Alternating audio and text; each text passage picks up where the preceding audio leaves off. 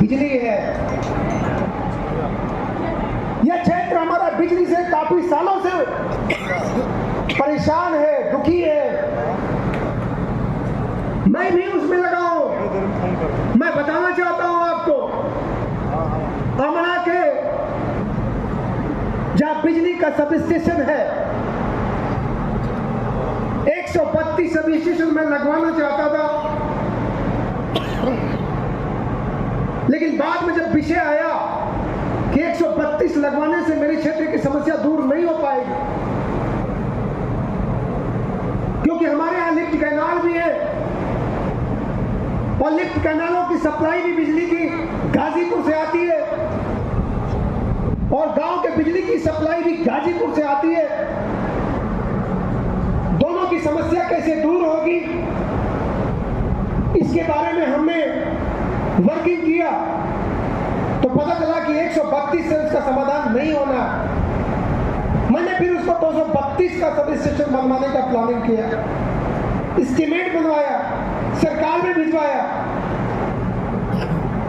सरकार ने परमिशन दिया। सरकार के परमिशन के बाद जमीन के अधिग्रहण की बात आई। वहां ज्यादा किसान नहीं थे, 2-3 किसान थे,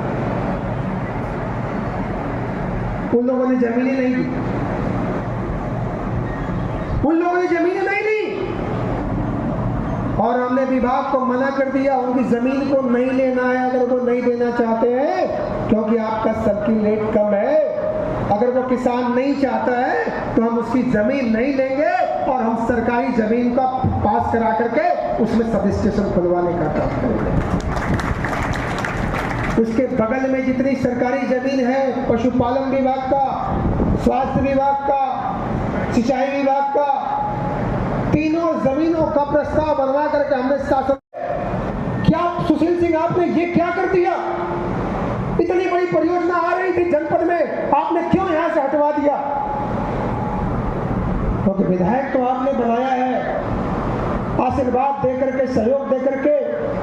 ये सुशील सिंह आपको दुख देने के लिए नहीं बना है, आपको कष्ट देने के लिए नहीं बना है, किसानों की समस्याओं को खड़ा करने के लिए विधायक नहीं बना है। ये सुशील सिंह आपका कांटा निकालने के लिए आपका विधायक बनाया है और आपके दुख दर्द को दूर करने के लिए आपका विधायक बनाया है। इसमें मैं कोई राजनीति नहीं करता, इसमें मैं कोई पॉलिटिक्स नहीं करता, लेकिन मैंने सोचा कि आपसे मिल करके आप लोगों से वार्ता करूंगा, सबके सामने वार्ता करूंगा। अगर अपने आप बुला करके आपसे वार्ता करता तो हो सकता है और भी लोगों के मन में होता कि विधायक जी ने चुपके से चीजों को खत्म कर दिया। लेकिन मैं कहना चाहता हूं कि आपकी एक 70% लोगों की सहमति के बिना ये भूमि विभाग का अधिग्रहण नहीं हो सकता है।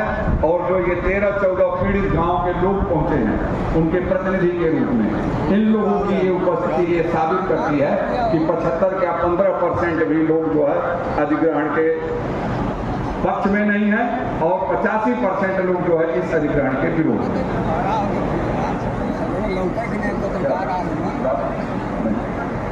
मैं इसी क्रम में बड़े शांति से, किसान हैं, खेतों में काम करते हैं और यहाँ बैठे बैठे जो आदत से महसूस कर रहे हैं।